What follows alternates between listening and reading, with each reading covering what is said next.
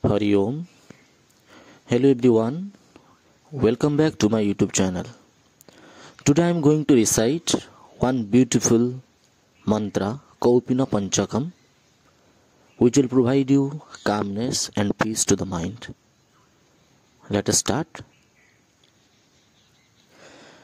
Vedanta Bhakkyesu Sadaramanto Vikshanna Matrena Chatustimantah Visokavantah Karanikavantah Kaupinavantah Khalu Bhagyavantah Kaupinavantah Khalu Bhagyavantah Kaupinavantah Khalu Bhagyavantah Moolam taroh kevalamashrayanta Panidvayam bhoktumamatrayanta Kanthamiva srimapi kutsayanta Kaupinavantah Khalu Bhagyavantah Kaupinavantah Khalu Bhagyavantah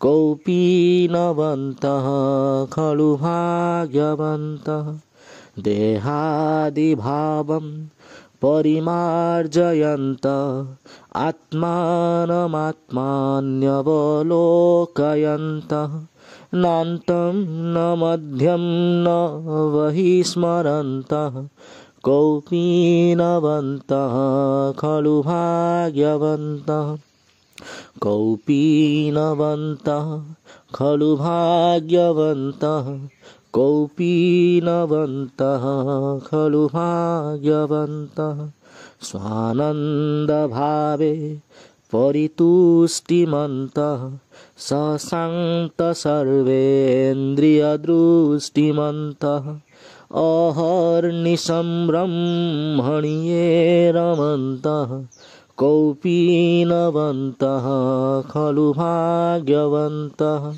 Kaupinavantah Khalu Bhagyavantah Kaupinavantah Khalu Bhagyavantah Panchaksharam pavanamucharantah Patim pasunam hrudi bhavayantah Vikshasanadikshu paribhramantah Kaupinavantah Khalu Bhagyavantah Kaupinavantah Khalu Bhagyavantah Kaupinavantah Khalu Bhagyavantah